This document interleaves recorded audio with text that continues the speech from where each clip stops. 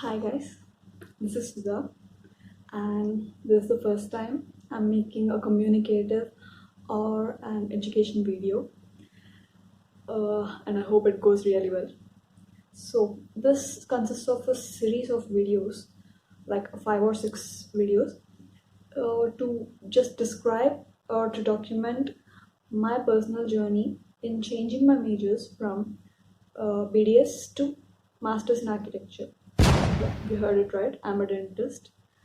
So, from Bachelor of Dental Surgery to Masters in Architecture. So, as this is the first video, I just wanna briefly describe my profile and give a brief introduction regarding the course or the process or the further videos.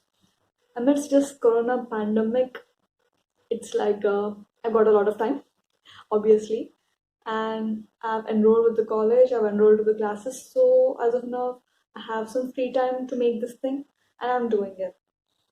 First of all, I just want to give a friendly disclaimer, which almost goes well with all of the further videos in this series.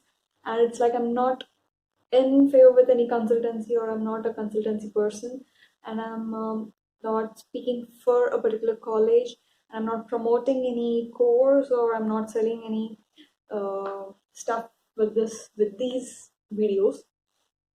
So okay, the series is just document my experience and steps I've done or research I've made in getting into the college or searching for the courses to shift my major. I hope the following series will be helpful for many other dentists, and not only dentists, to any other people who are just passionate about one course but are unfortunately stuck with the other course and want to make a shift. So in between, if you see me just looking down, it's my book over there. I made sure not to mess up. I've written a few notes regarding what I'm going to speak, as this is the first time I'm making it. So I hope it goes really well. And this process is actually like a compilation of several small steps which some of my cousins and my father's friends have told me to actually clear this process. So I've fabricated a series in an order in order to help someone who is struggling with it.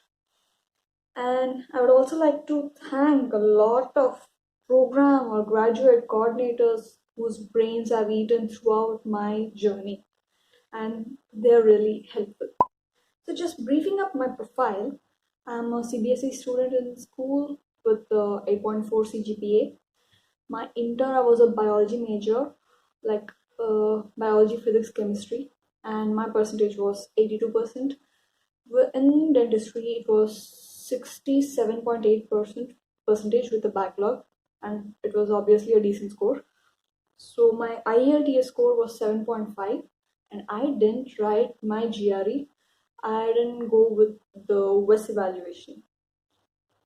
I didn't write GRE because in the process of applying to the university as Arizona State University, the GRE is not compulsory. I was still in the preparation. I was still preparing for my GRE examination. But by the time I got confirmation on May 3rd from Arizona State University, I just don't want to apply to any other. Like, again write GRE, again apply for some other, for the fall semester, for the spring semester. Don't want to do it that way. So I didn't write it. And as per WES evaluation, many universities don't need it. Just confirm it with your university before applying if it wants or not. As of the timeline, I said I'm a dentist, and I also worked for some period as a lecturer.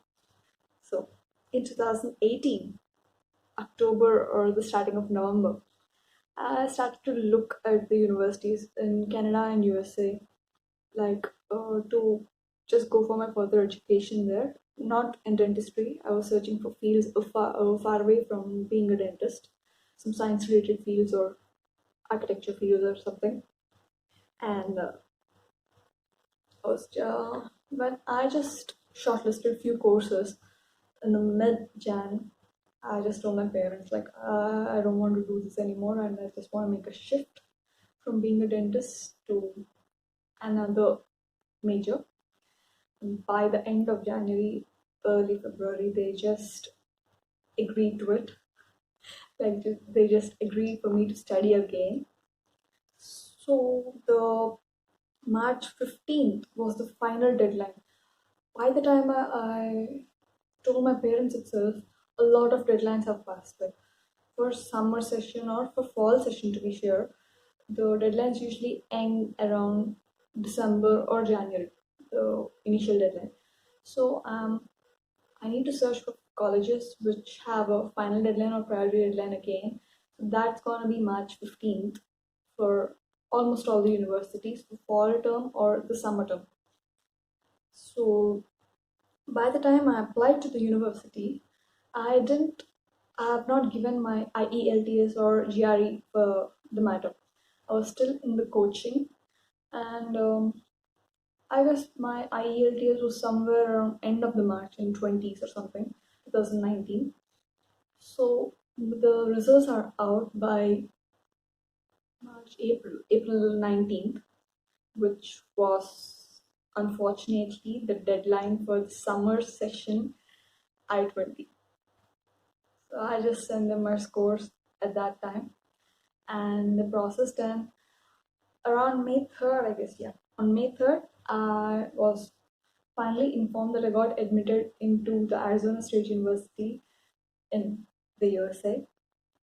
I was so happy. But the admission was for summer 2020, which is this year.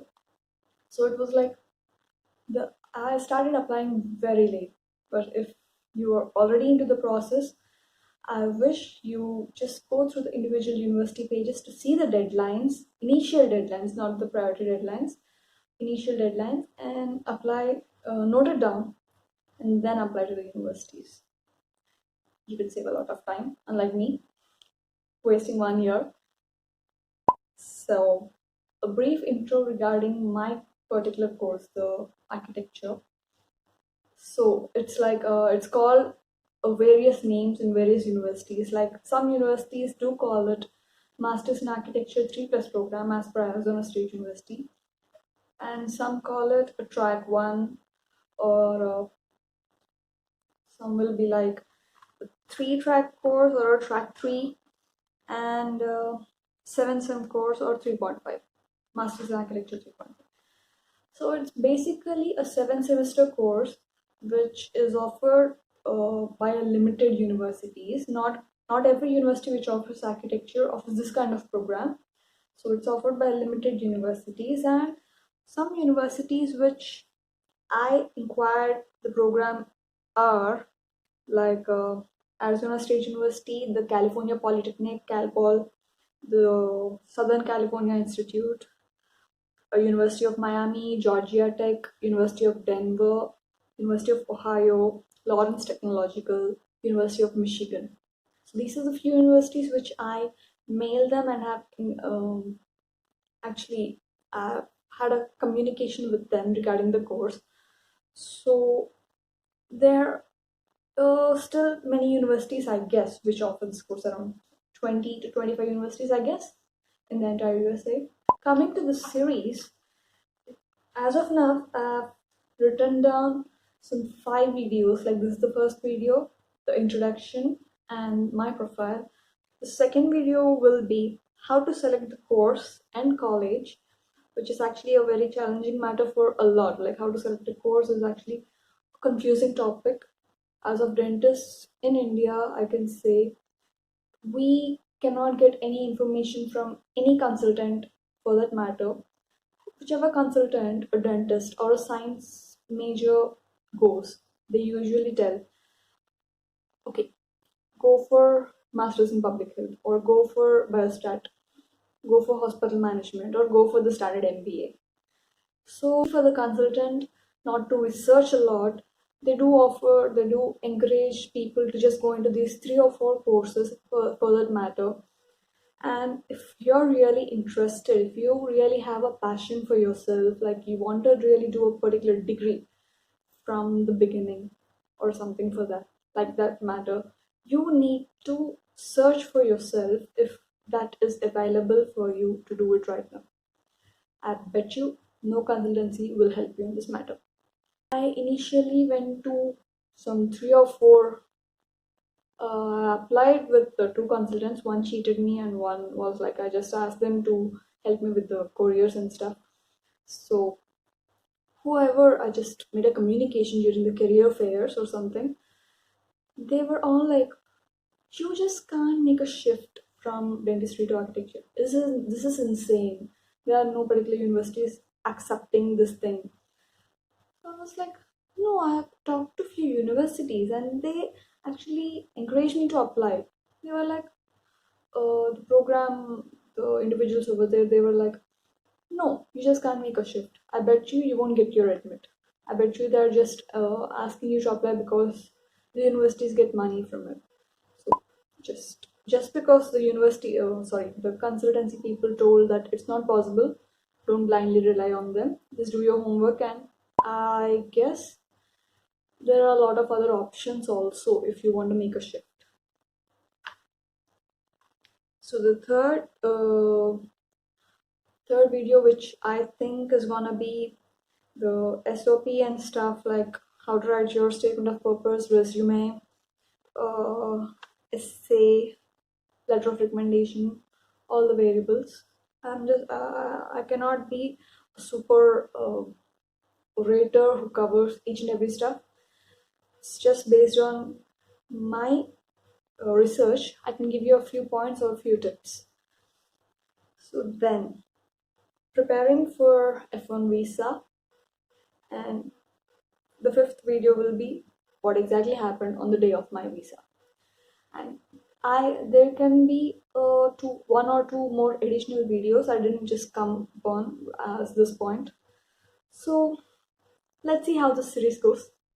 I cannot promise you that I'll provide a continuous content for the channel. So as of now, because I'm at home, this is Corona time, I just want to make this series some informative thing. So thank you for sparing with me. Thank you for watching. Stay tuned. Bye.